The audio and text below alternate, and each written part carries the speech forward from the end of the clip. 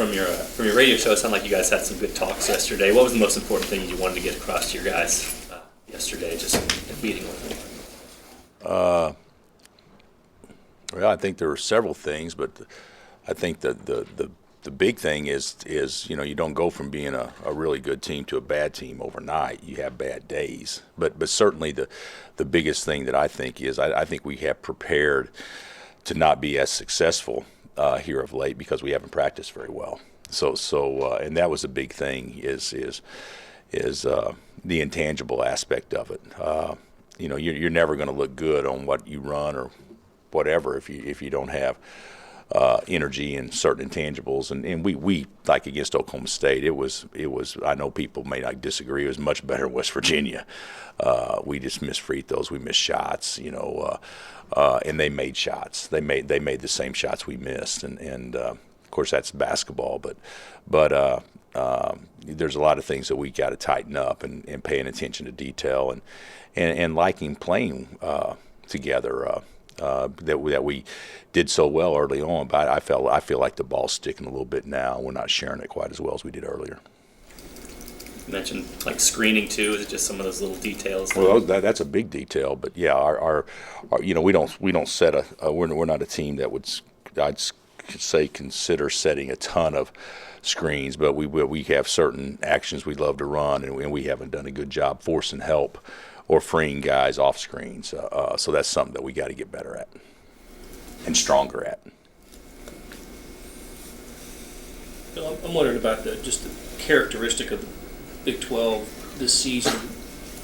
Besides Buddy, there doesn't seem to be a real surefire, next-level pro, but there's a lot of good players. Yeah. And a lot of good juniors and seniors in this league. It makes it a little bit different than what we've seen in past years. I think so. You go back to our league and with the Durants and the Beasleys and the Griffins and the Wiggins and the Embiids, and I mean we look at guys and you say, well, they're for sure going to be successful later on.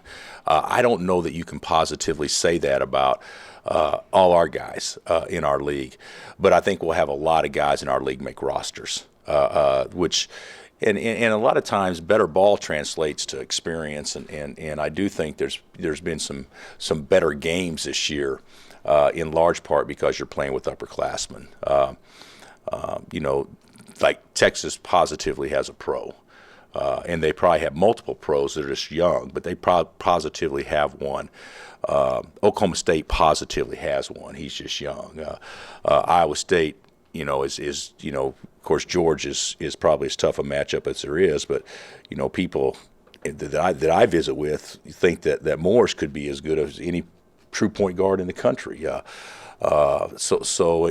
there's other players like this, but you don't have the with the exception of Buddy this year, you don't, and possibly George. George has had a great year, but you don't have those guys you look at and say, first team All-American, National Player of the Year, but you have a lot of guys that I think are guys that actually produce more than with the exception of the Durants, Beasleys, Griffins or whatnot, produce more than the majority of those one and done type kids. Does that create a situation where you're going to have teams closer together in ability and maybe a little bunched more so? Yeah, I think so. I also think this. We can say what we want to and the reasons for it, but you've got. It seems like to me everybody in our league has gotten better. I mean, the standard's been set pretty high, but everybody's gotten better. That's one thing that I think is going to make it very difficult for whoever wins the league, is that you're going to have to go through, every game. I mean, every game is going to be a war, but the reality of it is you've got 6 teams in our league that can win the league. I mean, not go to the NCAA tournament, win the league. And you may have more than that, but I'm talking about, if you get off to a rough start, sometimes it's hard to overcome that. But I mean, there's no, how many leagues in the country, 60% of the teams in the league, you could go to Las Vegas right now and there would be people that would be wagering on them to win the league. So I think that's very unique that you have this much top heavy teams. I remember when was it 89 or 90 when OU, Kansas, and Missouri were ranked 1, 2, and 3 and flip flopped. Was it 90? But it was a top heavy league. There wasn't as much as much power in the other spots.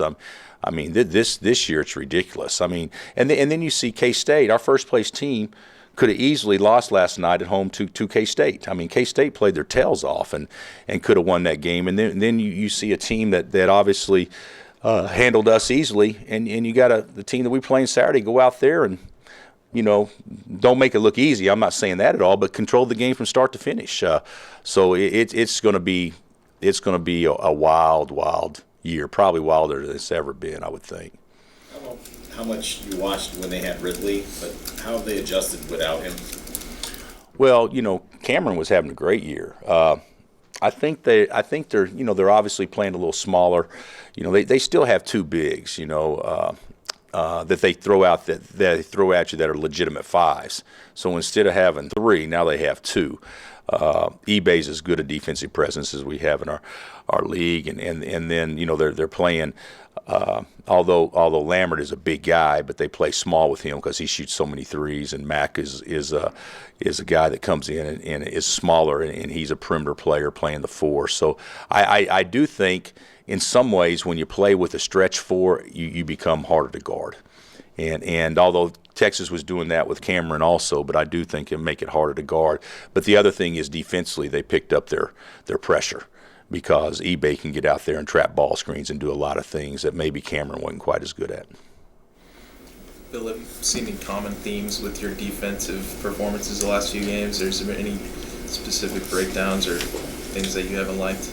Well, I think guarding the ball would be the biggest thing that I think had been the biggest weakness that we've had of late. In our two losses, we didn't rebound the ball great, although the rebound stats can sometimes get a little skewed because of free throws. But I think obviously against West Virginia we didn't guard the ball, and against Oklahoma State we didn't handle a large portion of the ball screens very well. So those would be the biggest things. For the most part. But our transit, I hadn't looked at it today, but going into the Oklahoma State game, we were number one in the conference in field goal percentage defense. We're the thing that we haven't done very well is we haven't defended the three very well in league. I think we're like 6th or 7th in the league in 3-point field goal percentage defense.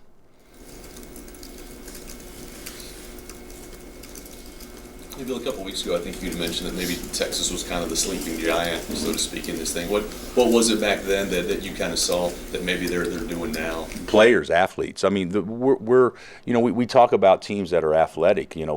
They may have the best athlete in college basketball in Roach. He may be as good an athlete as there is in college basketball for his size. Taylor's a jet. I think Felix has had a great year too. I think he's making shots and been a calming influence for them. But they're athletic and they're aggressive, and they have a rim protector, and I think they have the pieces to really make a serious dent in this thing. But I think every coach in our league thought that before the season started too. No question that they've gotten great pieces. How has Shaka put his imprint on this? I'm not there every day, but I would say from my standpoint, vantage point watching, they enjoy playing for him. I think they play very, very hard.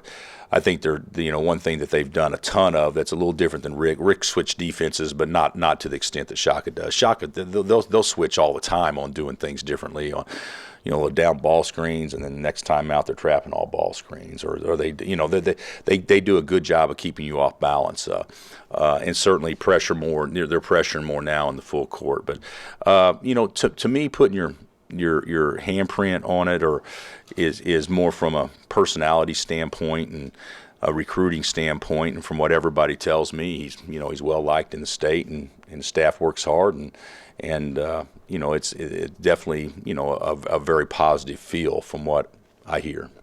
Do you have time to follow those guys as they come up through the ranks, even from a distance? Follow who? Shaka, guys like that, the guys who are up for every big job for a period of years. Yeah, well, I mean, follow them. I mean, we knew Shaka obviously because we played him, but I follow hem's probably too strong. But I've always, you look at VCU and they're in the tournament every year, so obviously you follow that. And then of course, there's other guys too. Coach White at Florida would be a guy that I always was totally impressed by what he did at La Tech.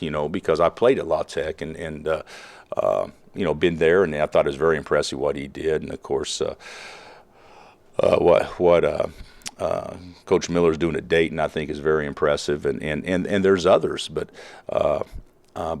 certainly Shaka is one of the more gifted guys we have in our profession.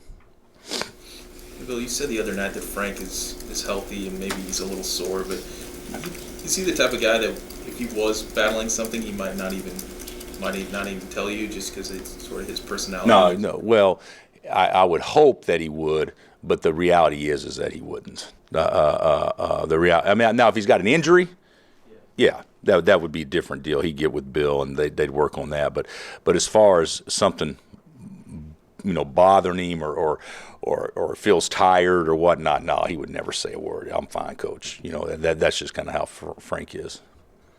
But you feel like he's nothing serious bothering him the last couple of weeks? I don't feel like he's played since the OU game. I don't feel like he's played with near the energy that he did in that particular game. I mean, we talked about that. Yeah, he totally gave himself up for us that particular night, and since then it almost seems like he's been worn out a little bit from that. And I don't know if that's true or not. It could be a coincidence, but he's got to. He's got to get it back, but can't put it on Frank. I mean, I think the whole team looks that way. I think we look pretty lethargic right now. I think we did look lethargic right now. I think moving forward, I'm very positive. I think we're addressing those issues, and we'll be much better moving forward. Are some teams, maybe it's unfair to look at it from the outside, but are some teams better body language teams than others? When you say this group is not a great body language team? Well, I don't think it ever has been. I don't think this. But Frank's, watch Frank in introductions. He's sometimes I think you got to nudge him to wake him up to get him out there.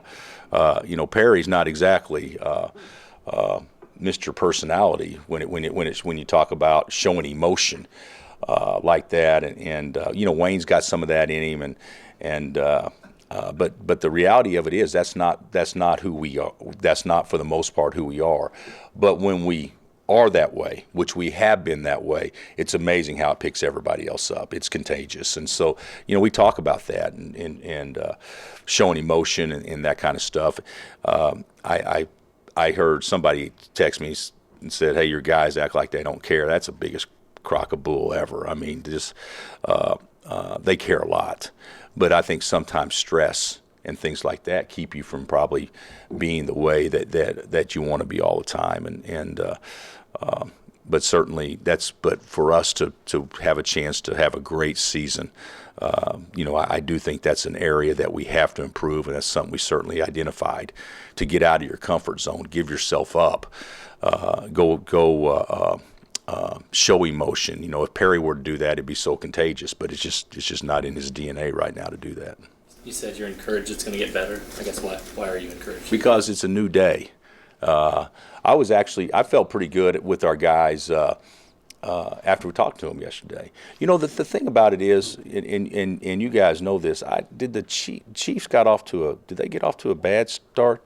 I can't remember. Okay, and I'm sure there are a lot of people saying it's over.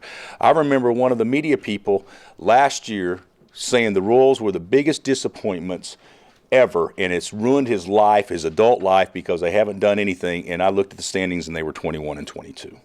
Okay, and I'm thinking, this is a real journalist?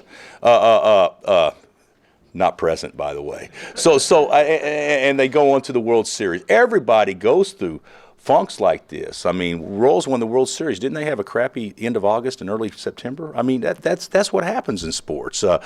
And you can go through it. Didn't the Chiefs beat the Patriots like 45-10 last year, and that team won the Super Bowl. So this is nothing unusual. The last 2 years, unfortunately for us, we lost to West Virginia, who wasn't as good as they are now, and we lost to Oklahoma State on the road, and somehow it still turned out okay. So it's not time to say, oh my God, but it is time to understand we gotta negate the negative momentum and get moving back in the right direction.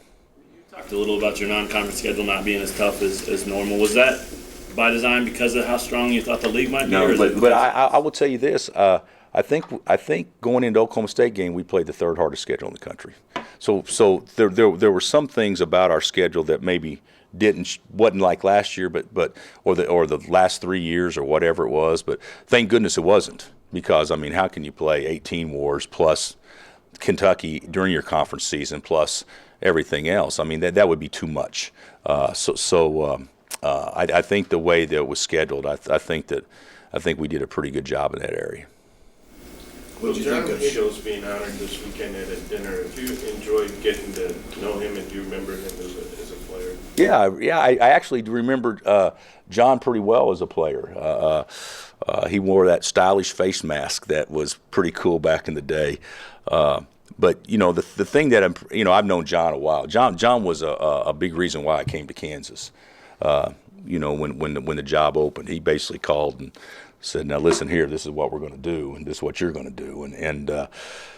But personality, has had more experiences than just about any male that I know. As far as you talk about hanging out with Namath or Allworth or whoever, and being in San Diego and L.A. and great stories. But more importantly than all that, John Hadel is a great guy. He's a guy's guy. He cares about people. He's so impressed by other people's successes that he never talks about himself when he's done more than all of us combined in his lifetime. What he's done, and you really break it down. And of course, I'm not an expert.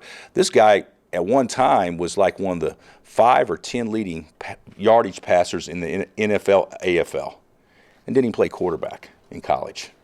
I mean, until he's a senior. Isn't that right, Bob? He's a running back. I mean, think about that, and the stuff that he's done, and the punishment that his body's taken over time, and was able to basically, for the most part, play a fairly injury-free type professional career.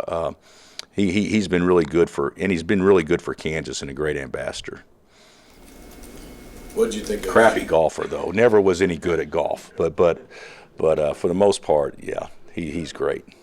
What did you think of Shaq's start, and do you think he'll go that way again? Probably. I don't know. We'll see how practice goes, but he did okay. Nobody turned it out, so he wasn't a big reason why.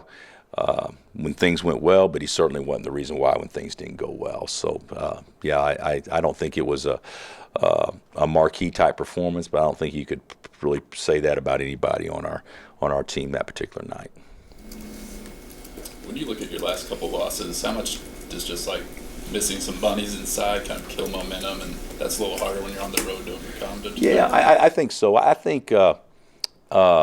We missed some against Oklahoma State. That's not the reason why we lost, but we did miss some. I think something that's really hurt us in both those occasions is we shot free throws horribly. I mean, you actually get to the line more than Okie State. You're in the bonus earlier. You're doing some good things to do that and to get there, and then. I don't know how many front ends we missed, but 13 to 24 and multiple front ends, and it's deflating when you're behind 6 or 8 points and you go to the line, you come up empty, and that's what happened also at West Virginia. I mean, that's not a reason why, but it contributes to it. So I think you can play a better defense and certainly get more 50-50 balls, which I think is vitally important and those things. But the bottom line is you still got to make shots. And the team that makes the shots, people talk about that, which team has the advantage in the NCAA tournament? Team that makes shots. I mean, that's kind of how it works. Team that gets hot and makes shots. So we got to get better at that. And if you look at the games in which we lost, even though we made perimeter shots against West Virginia, we missed so many inside.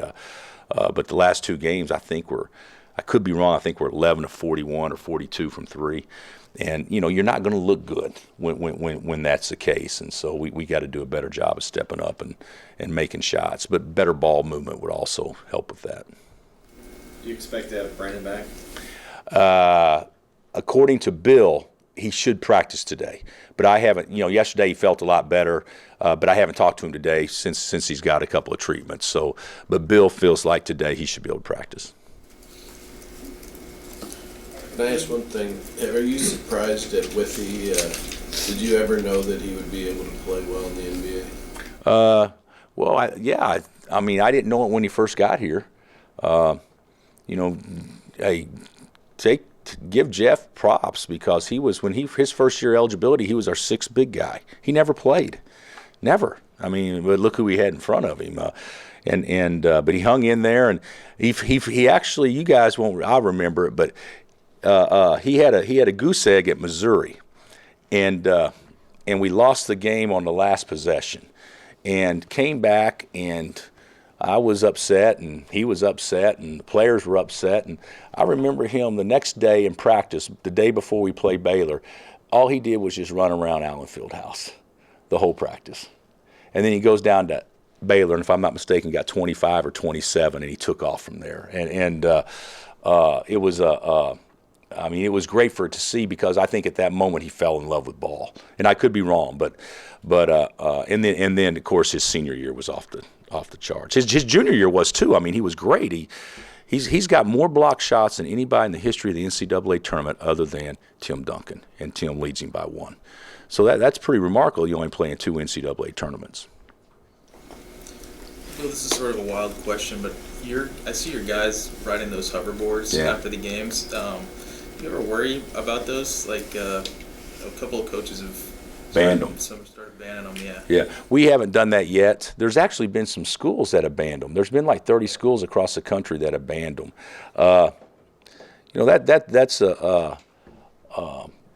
Sometimes I don't know if you want to have a lot of rules that you can't really monitor all the time. But we do have rules like nothing in the McCarthy Hall, things like that, down on the first floor. But we do not have rules about them using them here, and maybe that will be something that transpires. We talk about Frank's fatigue, so good gosh, we're helping him out. It's basically strategy to keep our guys more rested. Have you ever ridden one? I got on one. I don't know if you call it ride when you're doing that, but I actually did get on one to see what it was like, and I was pretty nervous getting off of it. I think getting on it's the easy part. Getting off of it's where you could really mess yourself up. Anything else? The intellect of this room is off the charts.